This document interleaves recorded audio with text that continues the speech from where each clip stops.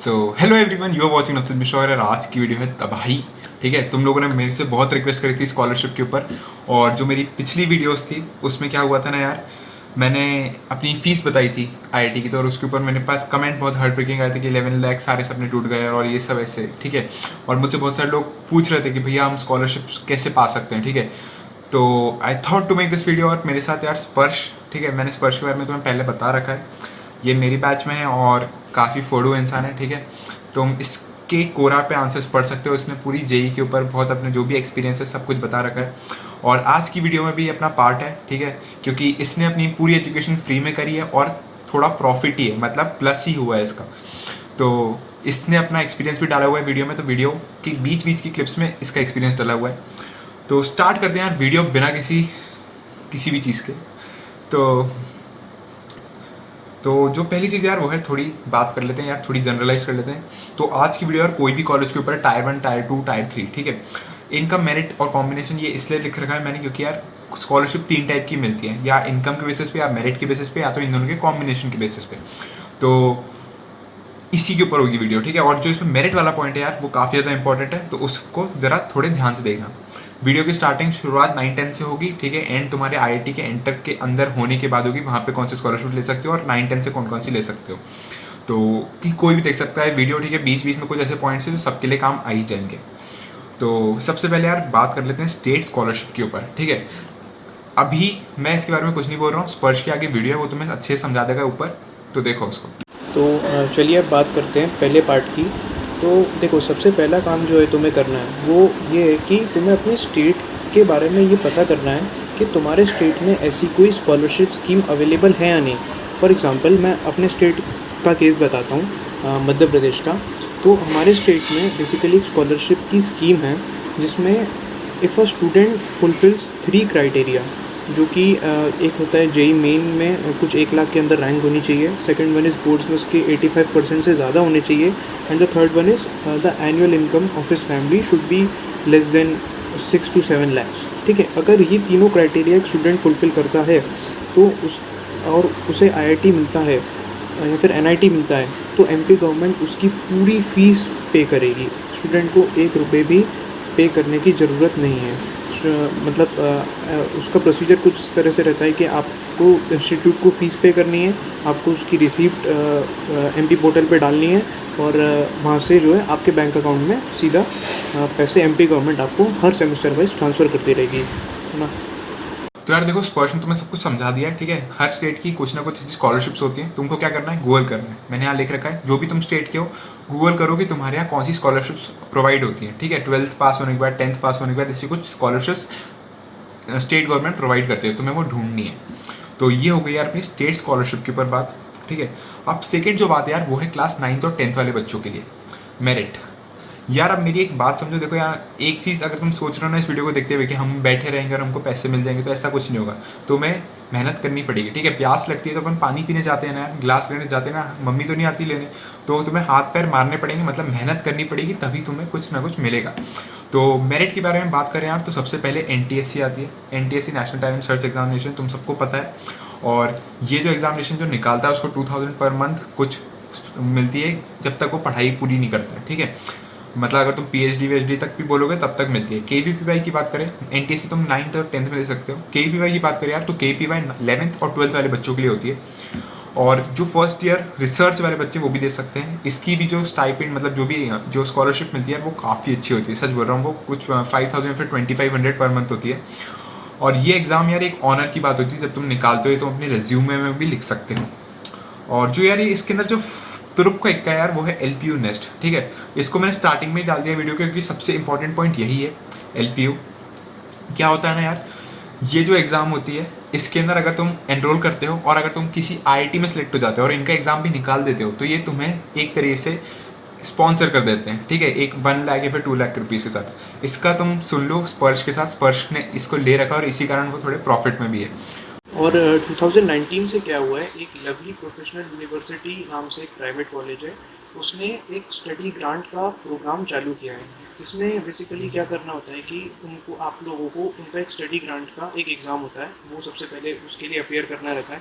वो जो एग्ज़ाम है वो जेई मेन या जेई एडवांस के बीच में ही होता है करीब, तो आप उसको देते हो, और अगर आप उसको क्लियर करते हो and finally if you get into any IIT और एनआईटी, और वहाँ पर आप उस आईआईटी या फिर एनआईटी के टॉप 10 बच्चों में हो जिन्होंने इस स्टडी ग्रांट के लिए अप्लाई किया था, तो लवली प्रोफेशनल यूनिवर्सिटी की तरफ से आपको 1 या 2 लाख रुपए का स्टडी ग्रांट मिलेगा। जैसे मेरे टाइम पे एनआईटीज़ के लिए 1 लाख रुपए था और आईआईटी के लिए 2 लाख रुपए था। ठीक है, तो ये 2019 से ही स्टार्ट हुआ और काफ़ी अच्छा इनिशिएटिव है कि एक प्राइवेट यूनिवर्सिटी बच्चों को किसी भी गवर्नमेंट इंस्टीट्यूट में पढ़ने के लिए जो है स्टडी ग्रांट प्रोवाइड कर रही है। तो इसका भी आप थोड़ा चेक कर लेना उनकी साइट पर जाकर इसके रजिस्ट्रेशन वगैरह के बारे में। तो तुम्हें समझ आ गया होगा एलपीओ की, ठीक है। सबसे पहले इसकी नीचे मैंने वेबसाइट डाल रखी है, वेबसाइट पे जाके देख लेना कि मतलब इस साल कितनी दे रहे हैं। मेरे ख्याल से 1 लाख रुपीज़ दे रहे हैं, ठीक है। और तुम्हें सिर्फ इनका एग्जाम का रजिस्ट्रेशन करना, और इसको अब जो यार बंदा आईआईटी में सिलेक्ट होगा वो इनके एग्जाम तो निकाल ही देगा आराम से। तो ये वाली चीज़ सबसे इंपॉर्टेंट है, ठीक है, क्योंकि मेरे टाइम ये मिस हो गई थी और इसके अंदर मेरे ख्याल से इनकम और कोई भी चीज़ का वो नहीं है कि इनकम हो गई, कैटेगरी हो गई, कुछ भी चीज़, तो कोई भी बच्चा इसको ले सकता है। और बात करें यार अब तीसरी जो चौथी पॉइंट लिखी है, भैया कोचिंग कहाँ से आ गई स्कॉलरशिप के ऊपर। तो यार ऐसी कुछ कोचिंग्स होती हैं, लाइक फिटजी हो गया, क्योंकि मैं फिटजी का स्टूडेंट था इसलिए मैंने तुम्हें एक्सपीरियंस शेयर कर रहा हूँ बस, कि अगर तुम 9th-10th में हो तो एक ये ऑप्शन बनता है। तो यार जब मैं 9th क्लास में था तो मैं कैटलाइजर में था। फिर जब मैंने 10th में उनकी एक एग्ज़ाम दी थी FTRE या MPTRE, तो उसके अंदर मेरी ऑल मध्य प्रदेश रैंक 5 थी, तो मुझे 100% स्कॉलरशिप मिली थी फिटजी से। तो मैंने उनका DLP टाइप लिया था, टेस्ट था, बुक्स करता था उनकी। तो एट द एंड जब तुम्हारा रिजल्ट आ जाता है तो उनका एक रिवार्ड्स होता है, ठीक है। तो अगर तुम्हारी रैंक 1000 से 2000 के बीच में है तो तुम्हें 1 लाख रुपीज़ दिए जाते हैं। तो मुझे वो चीज़ मिली हुई है, ठीक है। और सब चीज़ों के बीच में थोड़ी इनकम का इशू हो जाता है, क्योंकि इनकम होनी चाहिए तो फिर स्कॉलरशिप मिलती है। और जिनकी इनकम ज़्यादा होती है और उनको ज़रूरत नहीं होती उस चीज़ की, तो सही बात है, जिनकी इनकम कम है उन्हीं को ज़रूरत है। तो कोचिंग से तुम ऐसे ले सकते हो। और जो मेरे साथ AIR 60 थे या कुछ ऐसी 60 के आसपास कुछ थी, उसको 20 lakhs मिले थे, ठीक है। तो अगर तुम मेहनत करते हो, अगर तुम खूब मेहनत करते हो यार, तो तुम्हें मिलते हैं, ठीक है। और बहुत सारी कोचिंग्स है जो प्रोवाइड करती है, रेजोनेंस हो गया, शायद रेजोनेंस LN भी थोड़ी बहुत देता है। तो ठीक है, तो ये हो गया यार कोचिंग, मैंने ऐसी पॉइंट डाल दिया। अब यार जो 5वां पॉइंट है यार, जब तुम IIT के अंदर घुस जाते हो तो कॉलेज के अंदर क्या होता है, ठीक है। बहुत सारे लोगों को डाउट रहता है कि भैया फीस देनी पड़ेगी, ट्यूशन फीस देनी पड़ेगी। तो यार सबसे पहली बात, अगर तुम जनरल EWS या इस कैटेगरी के हो तो तुम्हें 2/3 ट्यूशन फीस माफ़ कर दी जाती है, ठीक है। और तुम्हारी फैमिली इनकम अगर 5 लाख से कम है, अगर फैमिली इनकम 1 लाख से भी कम है, तो तुम्हें 100% ट्यूशन फीस वेवियर दे दी जाती है, ठीक है। और ये जो लिखा है ये भी तुम पढ़ लेना, ठीक। और ये हो गया यार फी वेवर की बात, ये भी एक तरह से स्कॉलरशिप भी है। अब बात करें यार इनकम बेसिस पे, ठीक है। मतलब मैंने तुम्हें शुरुआत में समझाया था कि यार स्कॉलरशिप 2 टाइप पे मिलती है, इनकम और मेरिट। तो इनकम बेसिस पे, ठीक है, अगर तुम्हारी इनकम 1 लाख से कम है, फैमिली इनकम, तो तुम्हें वो एक छोटा सा अमाउंट देते हैं, लाइक 250 या 750 रुपीज़, ठीक है। ये कॉलेज टू कॉलेज डिपेंड करता है। और ये जो कॉलेज की बात चल रही है, ठीक है, मेरे कॉलेज की बात चल रही है, और अगर मैं सारे कॉलेज कवर करने लग गया ना तो यार 2-3 दिन लग जाएंगे आराम से। चलिए अब हम बात करते हैं कि once you have entered IIT, तो उसके बाद आपको किस तरह से स्कॉलरशिप के लिए अप्लाई करना पड़ता है। तो मोस्ट प्रोबेबली हर आईआईटी में आपको स्कॉलरशिप की फैसिलिटी अवेलेबल रहती है।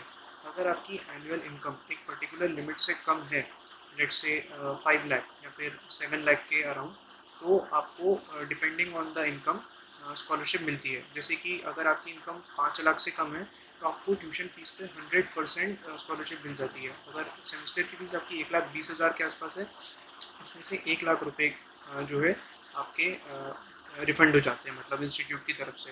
तो ये जो स्कीम है हर आईआईटी में अवेलेबल रहती है।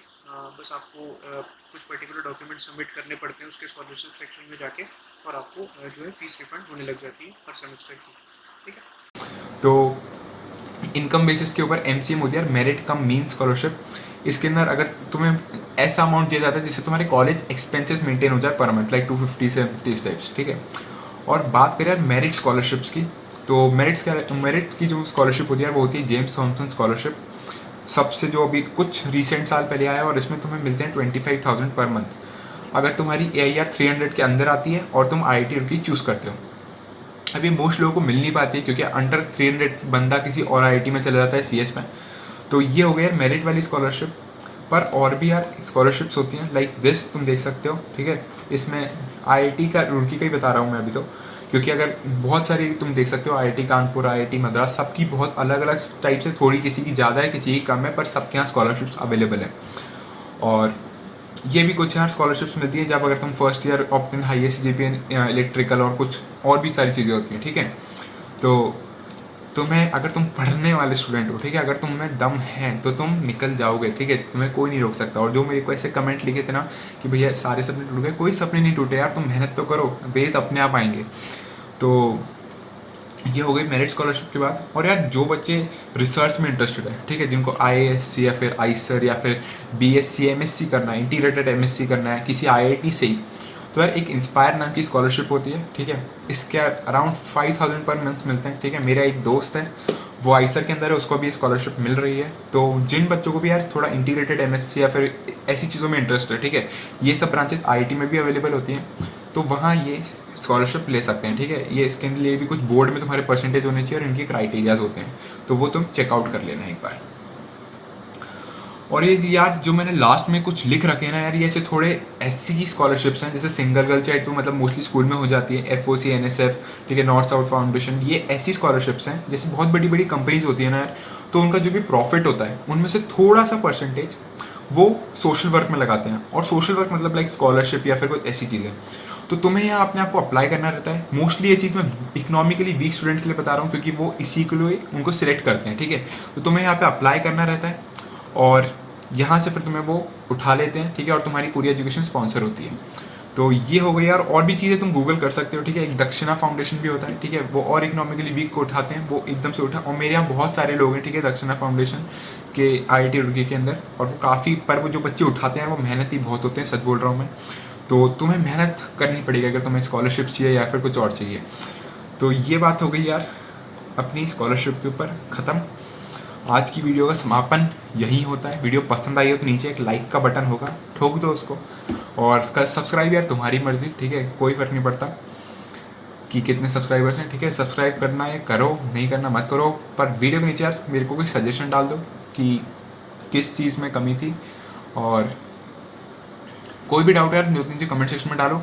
और मिलते हैं अगले वीडियो में, तब तक यार जान लगाओ, मेहनत करो, छीन लो, फोड़ो, आग लगाओ, खैर मचाओ, पढ़ो जाके।